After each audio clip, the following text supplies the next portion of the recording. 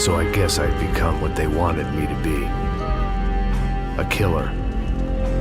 Some rent-a-clown with a gun who puts holes in other bad guys. Well, that's what they had paid for, so in the end, that's what they got. Say what you want about Americans, but we understand capitalism. You buy yourself a product and you get what you pay for. And these chumps had paid for some angry gringo without the sensibilities to know right from wrong.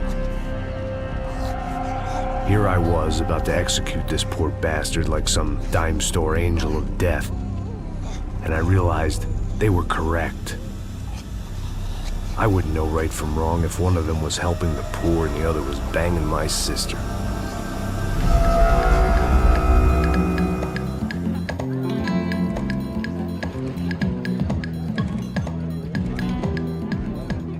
I'd arrived in São Paulo a few weeks before. I was working a protection detail for the kind of people who need protection in a town like this. And what kind of town was this? One where I didn't speak the language and they didn't water down their drinks. So for now, we seemed to get along just fine. Of course, that was about to change. Hey, brother. Hey. How's the cocktail? Scotch. I never mix my drinks. Well, at least not on duty. Something like that.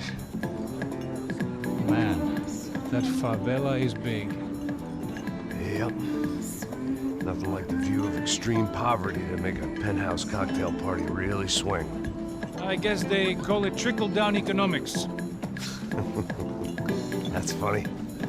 It's supposed to be a charity thing. Drink and give money. I don't know, something for the kids. Hey, listen, man. We better look lively. This place is a nightmare. They just got cowboys running security downstairs. And something rotten in the air. That didn't mean much. There was always something rotten in the air. The family we were protecting were local celebrities, rich parasites with delusions of humanity. The kind of people who end up in glossy magazines or body bags, depending on how their luck runs. So where are they all? I see Rodrigo over there talking to that guy. Yeah, I don't know him. That guy next to him. He's some kind of cop. I think, I'm not sure. Serious, though. Big N cop, anti-gang sort of thing. I can't remember his name. So who's this guy? That guy's a plastic surgeon or some kind of surgeon. Tummy tucks and cock implants. Ha! Look at Marcel. Still dances like a fool. Guess that's what a European education and a coke habit will do for Ricky Martin look-alike. That's very funny, Max. Oh, excuse me.